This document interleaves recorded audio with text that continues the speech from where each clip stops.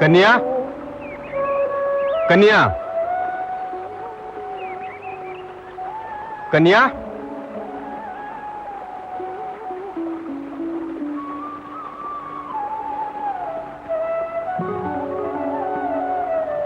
मैं ऋषि दुर्वास हूं।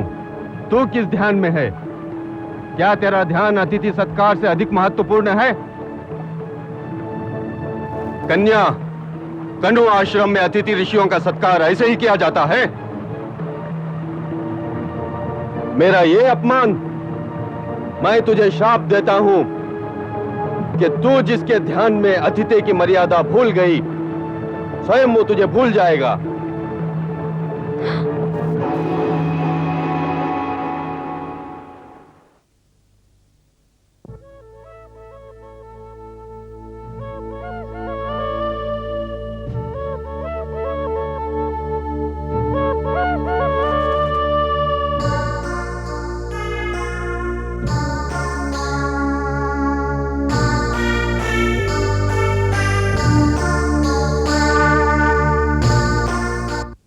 अनर्थ हो गया।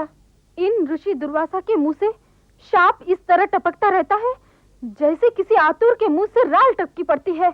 अरे चुप, और ये सोच कि शकुंतला का क्या होगा। चलो।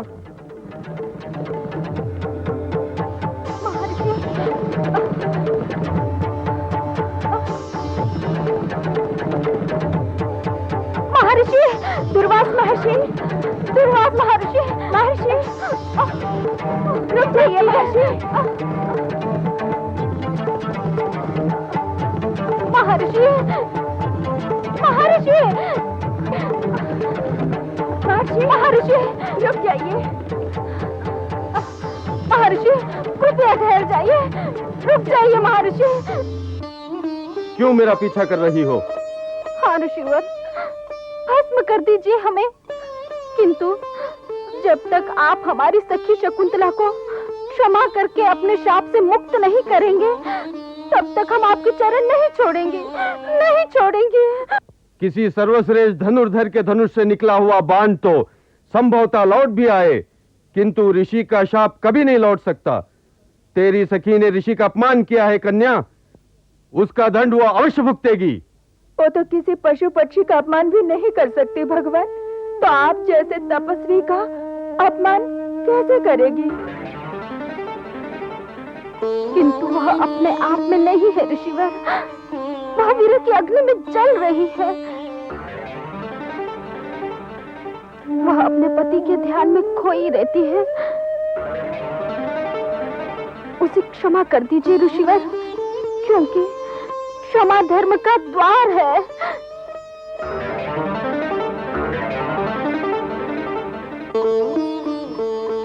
ऋषि का शाप लौट तो नहीं सकता पुत्री, किंतु मैं उसे सीमित अवश्य कर सकता हूँ। जब उसका पति कोई ऐसी वस्तु देखेगा जो स्वयं उसने तेरी सखी शकुंतला को दी हो, तो उसे सब कुछ याद आ जाएगा।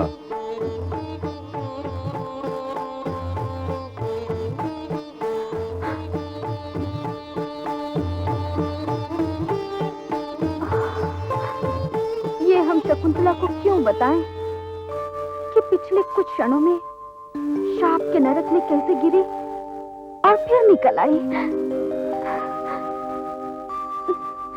चलो।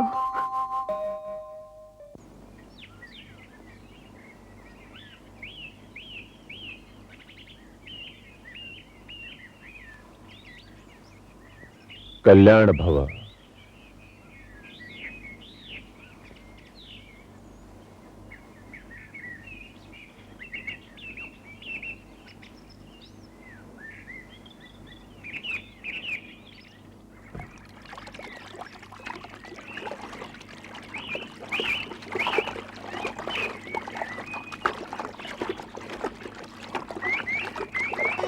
शकुंतला, अरे शकुंतला, बाबा आ रहे हैं। बाबा आ रहे हैं।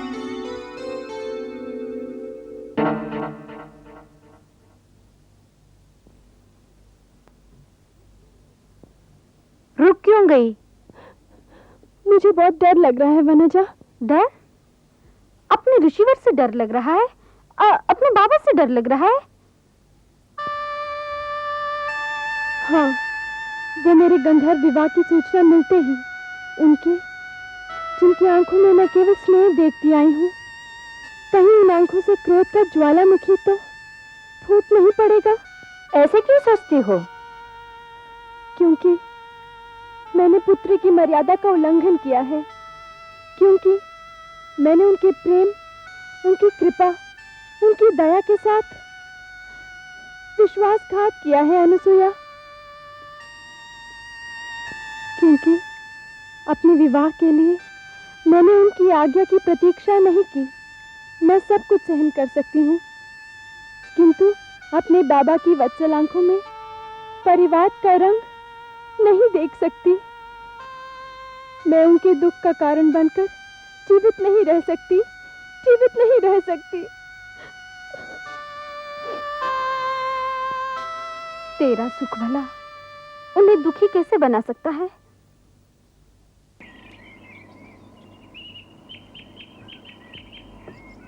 प्रणाम गुरुवर। आयुष्मान भव। आपकी तीर्थ यात्रा इतनी शीघ्र संपूर्ण हो गई? मेरी शकुंतला भी एक तीर्थ ही है शिष्य, और मेरी ये तीर्थ यात्रा उसके दर्शनों के उपरांत ही संपूर्ण होगी। एक बात सदैव याद रखना शिष्य, कि दायित्व भी भगवान का ही एक रूप होता है। वो मेरा दायित्व है, और जब तक मैं इस दायित्व से मुक्त नहीं हो जाता, मैं मुक्त नहीं हो सकता शिष्य, मैं मुक्त नहीं हो सकता। शकुंतला तो मेरे इस आश्रम की आत्मा है। क्या तुम नहीं देख रहे शिष्य कि इस आश्रम का हर वृक्ष, हर लता, हर पुष्प, हर मृग सूर्य उदय के पहले ही उसके स्नेह स्पर्श की प्रतीक्षा करने लगता है। हे शिष्य, शकुंतला पृथ्वी है। वह एक संपूर्ण स्त्री है। वह मृदुल है, परंतु निर्बल नहीं। वह मेरी निष्काम तपस्या का फल है शिष्य, निष्काम तपस्या का फल। वो अवश्य ही ये सब कुछ है गुरुदेव, किंतु वो कुछ और भी है। वो आपकी शक्ति भी है और आपकी निर्बलता भी। प्रणाम ऋषिवर। आयुष्मती भव, चिरंजीवी भव।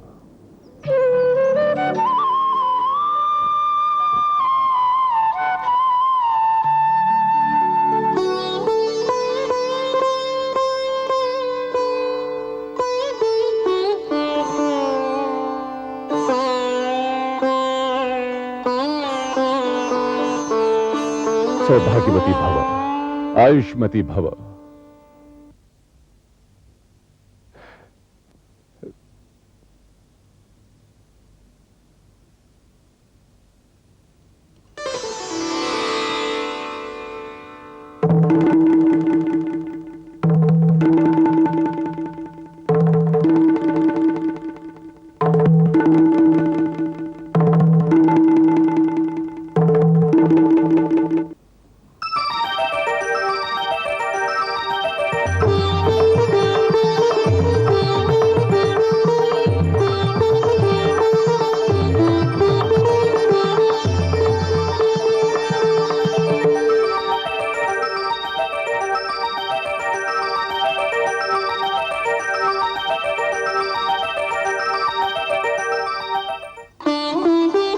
उत्तरवती भव। मैं अति प्रसन्न हूं पुत्री, अति प्रसन्न हूं। पुरवंशस्थ नरेश जैसा उत्तम वर तो स्वयं मैं भी तुम्हारे लिए नहीं खोज सकता था। हे शकुंतल, मैं यह समझता था कि तू मेरे पास केवल एक थाती है, केवल एक निक्षेप है, परंतु यह नहीं जानता था कि तू हस्तिन के चंद्रवंशों की धरोहर है। सुख दुख तो भगवान के कोष में है पुत्री, परंतु तेरे इस बाबा के सारे आशीर्वाद तेरे भविष्य के लिए है पुत्री, तेरे भविष्य के लिए है।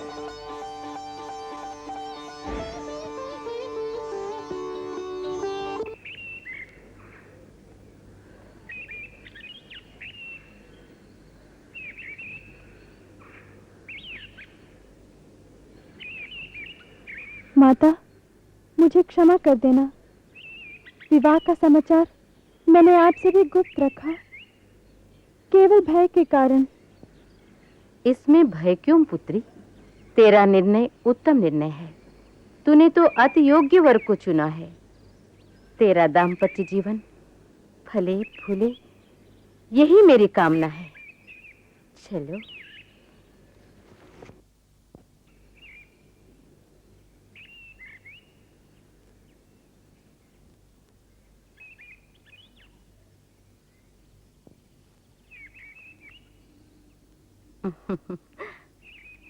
अब तो कुछ खा ली पुत्री। अब तो तुझे अपने बाबा का आशीर्वाद भी मिल चुका है। तुम महाराज के ना आने पर चिंतित लगती हो। वे अवश्य ही किसी राज्य के कार्य में फंस गए होंगे। अवश्य ही आएंगे। अब तो खाना खा ले पुत्री। तुझे ये खजूर बहुत पसंद है ना, खा ले। मीठा खाने से मुझे उत्कलेश होता है। एक अमिया मिल जाए तो। हाँ हाँ, क्यों नहीं मिलेगी अमिया। सुना कल्याणी, पुत्री अमिया खाना चाहती है।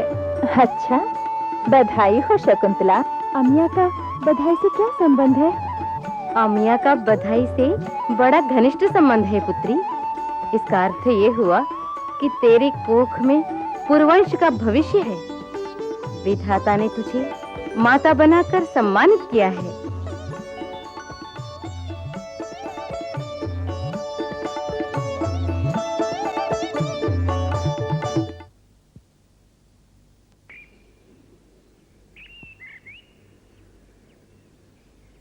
शुभ समाचार ऋषिवर, शुभ समाचार।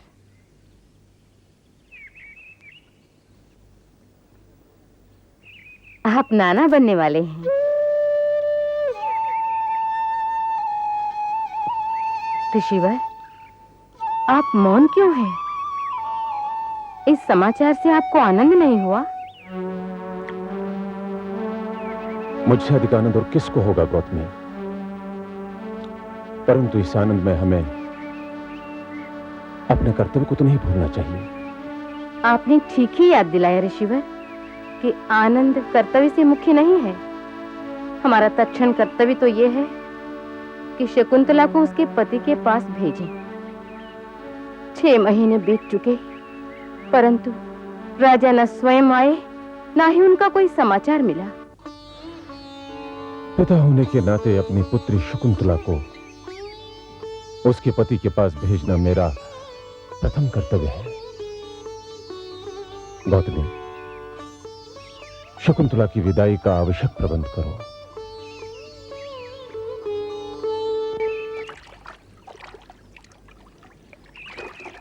मुझे लगता है महाराज हस्तिन पहुंचकर हमारी शकुंतला को भूल गए। किंतु शकुंतला तो यदि उन्हें भूलना भी चाहे तो नहीं भूल सकती। वो गर्भवती है और यदि भगवान ने चाहा तो वो एक ऐसे पुत्र को जन्म देगी कि महाराज उसे भूल जाने पर बहुत पछताएंगे। किंतु अभी तो शकुंतला व्याकुल है न सखी।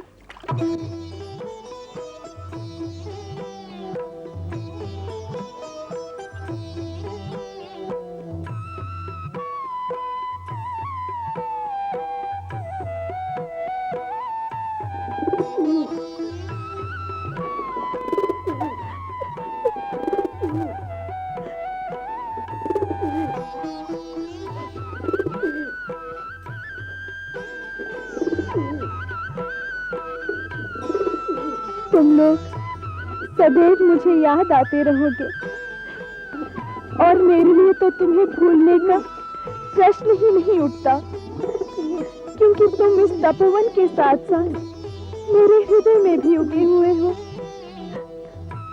तुम्हारी सेविका, तुम्हारी शकुंतला तुमसे विदा लेने की आज्ञा चाहती है।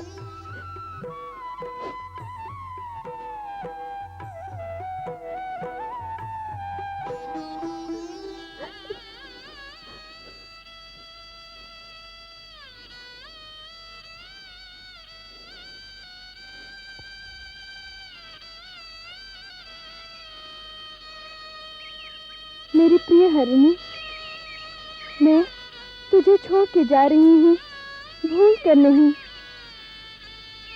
तेरे और मेरे खेल खिलवाड़ मैं कभी भुला नहीं सकती।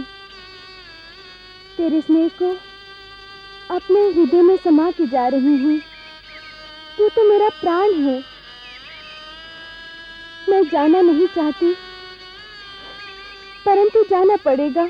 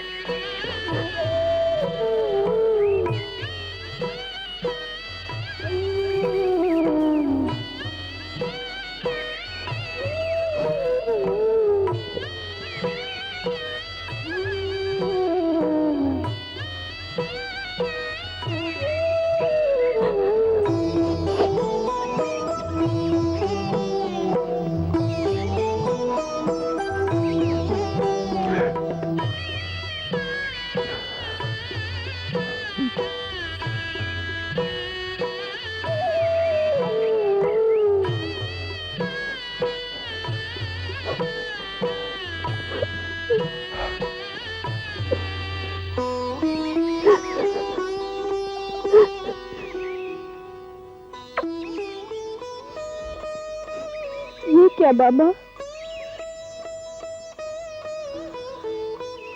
यह अपनी पुत्री को विदा करने वाले हर पिता का अधिकार है पुत्री। तुम एक सुरक्षित वातावरण से निकलकर एक अपरिचित संसार में जा रही हो, जहां तुम्हें तुम्हारे पति के अतिरिक्त और कोई नहीं जानता। भगवान तुम्हें सुखी रखे पुत्री। तुम्हारी माता और तुम्हारे गुरु भाई हस्तिन तक तुम्हारे साथ जाएंगे। अब जाओ पुत्री, जाओ। क्या आप नदी तट तक नहीं चलेंगे ऋषिवर? किसी को विदा करना इतना सरल कार्य नहीं होता है गौतमी। मैं अपनी सहन शक्ति की और परीक्षा नहीं लेना चाहता था, किंतु यदि मेरा चलना आवश्यक है तो मुझे अपने धर्म का पालन करना ही चाहिए। आओ पुत्री, चलो।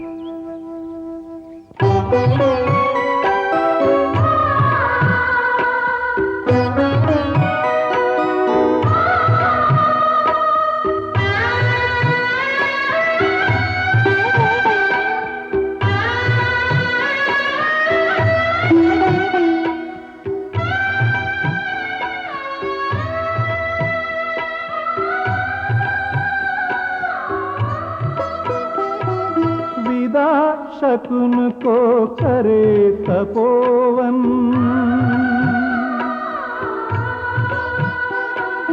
विदा शकुन को करे तपोवन। भारी है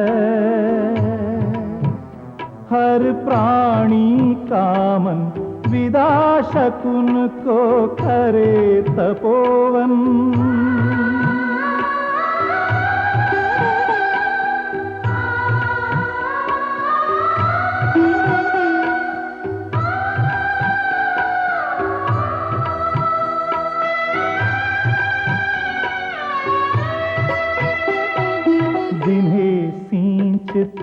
रही आज तक, देख रही हर क्यारी अपलक।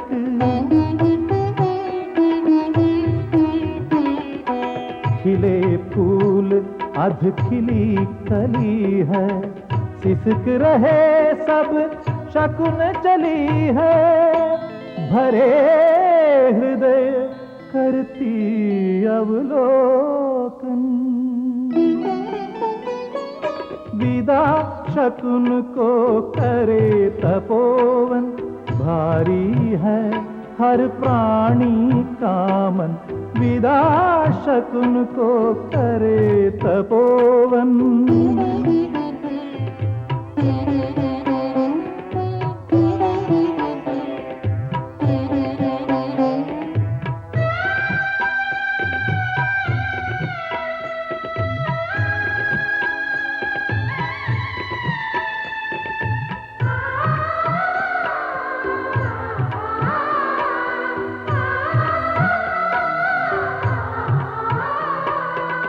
हरिणी तृण को त्याग टोकती, बाह बिछा कर लता रोकती।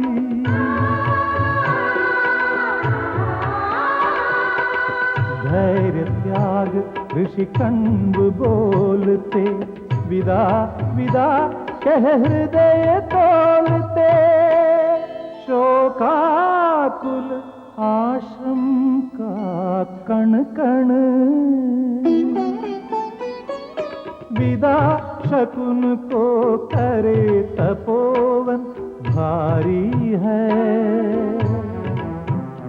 हर प्राणी का मन, विदा शकुन को करे तपोवन।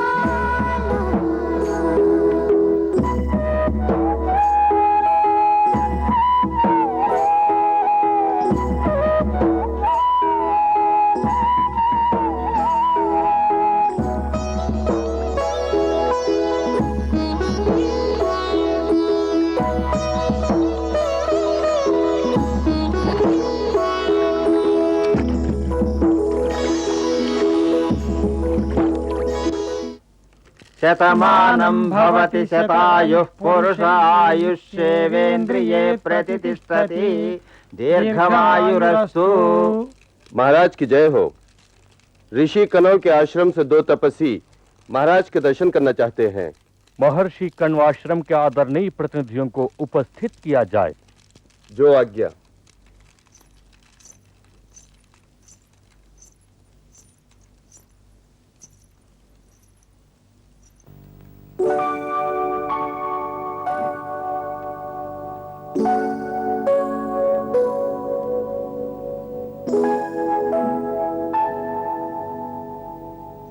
ऋषि पुत्री का हार्दिक स्वागत है। आयुष्मान भव। आपके चरण स्पर्श से यह राजभवन धन्य हो गया है। स्थान ग्रहण कीजिए।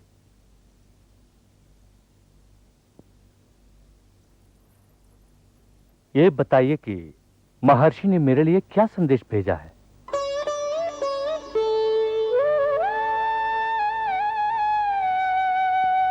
हे दुष्यंत, गुरु श्रेष्ठ ने कहलवाया है कि वे आपके और शकुंतला के विवाह से अति प्रसन्न हैं। उन्होंने अपने आशीर्वाद सहित आपकी पत्नी शकुंतला को आपके पास भेजा है कि किसी की पत्नी हो जाने के पश्चात कन्या का अपने पिता के घर में रहना उचित नहीं है, और विशेषकर ऐसे में जबकि वो गर्भवती भी है।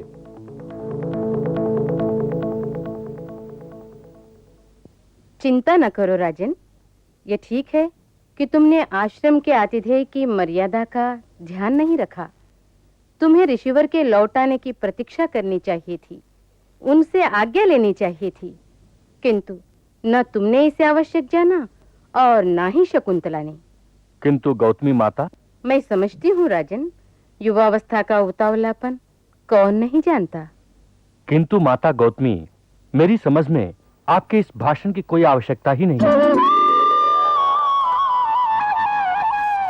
हे राजन, माता कभी निरर्थक बात नहीं कहती। यदि वह कुछ कह रही हैं, तो वह निसंदेह ही आवश्यक है। क्या आप ये कहना चाहते हैं कि आपने जो कुछ भी किया वो उचित और सभ्य था? क्रोध नहीं पुत्र, क्रोध तो असभ्य और अशिक्षित की ढाल होती है। हे राजन, धर्म में स्थिर रहने का प्रयत्न करो, और धर्म अपने कर्तव्य की चेतना का नाम है। यदि ब्याहता पुत्री अपने पिता के घर बहुत दिन रह जाए तो लोगों की जीभ बाण बन जाती है। इसलिए तुम चाहो या ना चाहो, शकुंतला का घर यही है और उसे यहीं रहना चाहिए।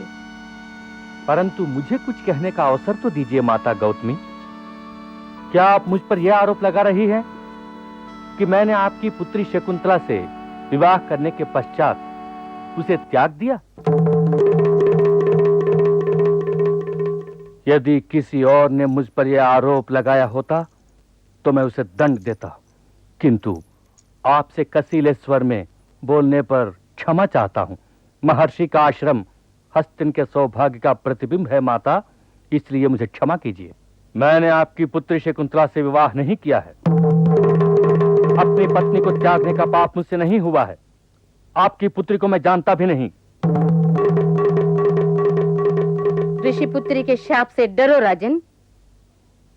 यह आवरण हटाओ पुत्री, कदाचित तुम्हें देखकर इन्हें याद आ जाए कि तुम्हें कितना जानते हैं।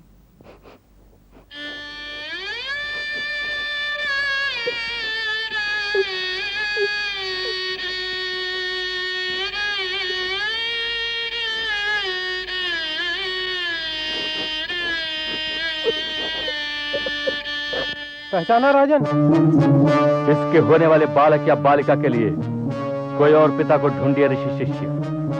हे आर्य, क्या वो पुष्पमाला भी आपको याद नहीं जो आपने मेरे गले में डाली थी? क्या आप वो सारे वचन भी भूल गए हैं जो आपने मुझसे किए थे?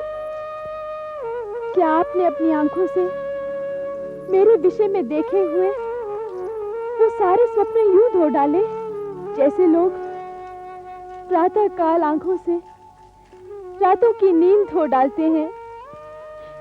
3 दिन हस्तिन जाने के और 3 दिन हस्तिन से आश्रम आने के, क्या ये गणित भी आपको याद नहीं?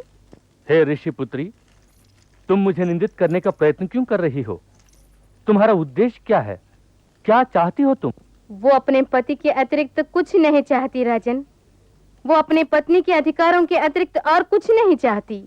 वो अब मेरी सहन शक्ति की परीक्षा न लीजिए माता गौतमी। क्या प्रमाण है आपके पास कि मैंने इस कन्या के साथ विवाह किया है? कोई प्रमाण? मेरी माता के लिए इस उच्चारण शैली का प्रयोग न कीजिए महाराज। मेरे पास प्रमाण भी है। क्या प्रमाण है? आपकी ये राजमुद्रिका।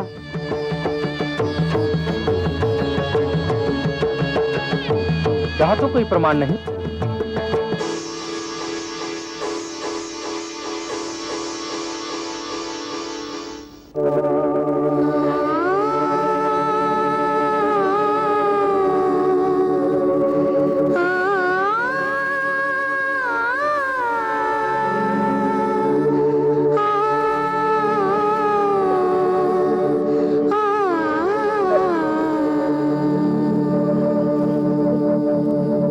बोलो, क्या प्रमाण है तुम्हारे पास? क्या प्रमाण है पुत्री? प्रमाण खो गया माता, खो गया। माता गौतमी, अपनी पुत्री को ले जाइए। मैं इसकी सहायता नहीं कर सकता। हे पुरुवंशज, मैं सहायता मांगने नहीं आई थी, अपना अधिकार मांगने आई थी। किंतु आज आपने ये सिद्ध कर दिया कि आप आर्य नहीं, अनार्य हैं। मैं तुम्हारा अपमान नहीं करना चाहता हूँ ऋषि पुत्री, किंतु जब मैं तुम्हें जानता ही नहीं तो फिर तुम्हारा पति कैसे हो सकता हूँ? कपट का नाटक ना खेलो राजन।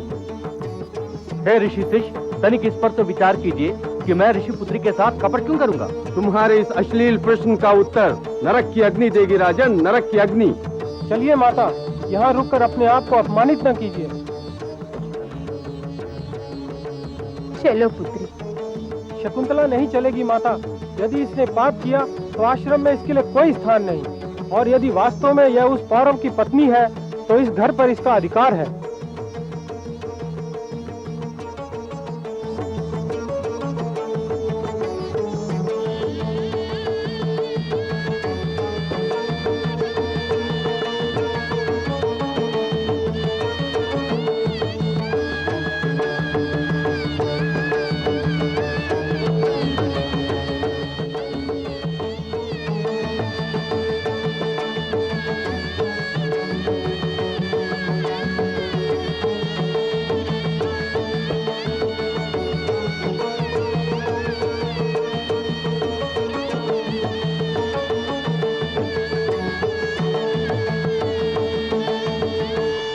राजपुरोहित, मैं इस ऋषि पुत्री को कोई दंड देना नहीं चाहता, किंतु यह आश्रम जा नहीं सकती और यहाँ हस्तिन में इसका कोई है नहीं, इसलिए आप इसको शरण दीजिए, क्योंकि ये गर्भवती है और इसकी कोख में पलने वाली जीवन की कोमपल इसके किए कदम क्यों भुगते? हे हस्तिन नरेश, हे पुरुवंशज, हे न्यायमूर्ति, मेरी कोख आपके राज्य के सीमा के भीतर भी नहीं और असहाय भी नहीं है। अपनी कोख की रक्षा मैं स्वयं करूंगी, क्योंकि बाबा का आशीर्वाद मेरे साथ है। परंतु हे नरेश, मैंने तुम्हें एक संपूर्ण व्यक्ति जानकर तुम्हारे गले में अपनी वरमाला डाली थी, किंतु तुम उस वरमाला के योग्य नहीं निकले। यदि धर्म मुझे ये आज्ञा देता तो मैं अपनी वरमाला उतार लेती तुम्हारे गले से, परंतु उस वरमाला का एक एक पुष्प जो साक्षी है मेरे सतीत्व का, अंगारा बनकर तुम्हारी अंतरात्मा को जलाता रहेगा, क्योंकि तुम क्षत्रिय नहीं हो, केवल एक दास हो अपनी वासना के। हे धर्म रक्षक, हे न्यायमूर्ति, तुम्हारे धर्म और तुम्हारे न्याय को प्रणाम किए बिना मैं जा रही हूँ।